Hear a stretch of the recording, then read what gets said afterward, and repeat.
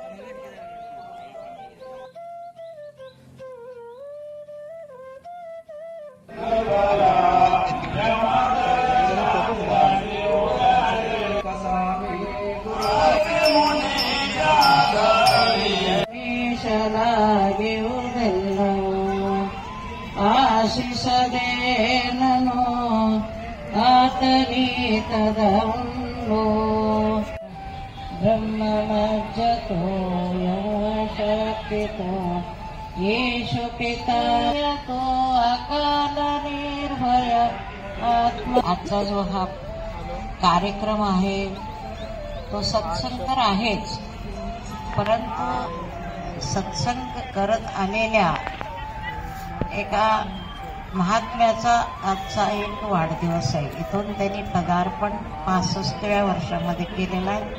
त्यांचं नाव आहे यादगिरी महाराज. तर अशा या व्यक्तीचा गौरव पुरस्कार मठातर्फे आणि विश्व हिंदू परिषदेतर्फे आणि पद्मा फाउंडेशन तर्फे करण्यात आलेला आहे. कारण अनेकांना पुरस्कार दिले जातात, परंतु पारमार्थिक क्षेत्रामध्ये कोणी कुणाला एकमेकाला पुरस्कार देत नाही. आणि म्हणून मी म्हटलं पहिला वाढदिवस यादगिरी महाराजाचा आपल्याकडे होत आहे. मी यादगिरी महाराजाला आल्यापासून बघत होते, लहान होते, लग्नाच्या अगोदरपासून सुद्धा ते लक्ष्मण महाराजांच्या आज्ञेप्रमाणे वागून फार अनन्यभावे त्यांनी सेवा केलेली आहे आणि करत आहे. मी हे प्रत्यक्ष बघत आलेले आहे. आणि मी मागे सुद्धा वर्णन करते यांचं. 3-4 पोरं होते, यादगिरी आणि प्रशांत आणि आणखीन 2 होते कोणीतरी, म्हणजे लक्षात नाही नाव. आणि धर्मांना तर तो नंतर बाबा गेल्यावर सुद्धा 2-3 वर्ष राहून सेवा केला. तर असे अन्य परम आदरणीय समर्थ सद्गुरू पौचीकर महाराजांचे खूप लाडके शिष्य परमपूज्य यादगिरी महाराजांचं सौभाग्य आहे आमचं विश्व हिंदू परिषदचे. पण समजांनी प्रसाद घेऊन आणि जे प्रसाद आपलं झाल्यानंतर ताट स्वच्छता ठेवून दूर तिथेच ठेवावा. कर महाराज की जय.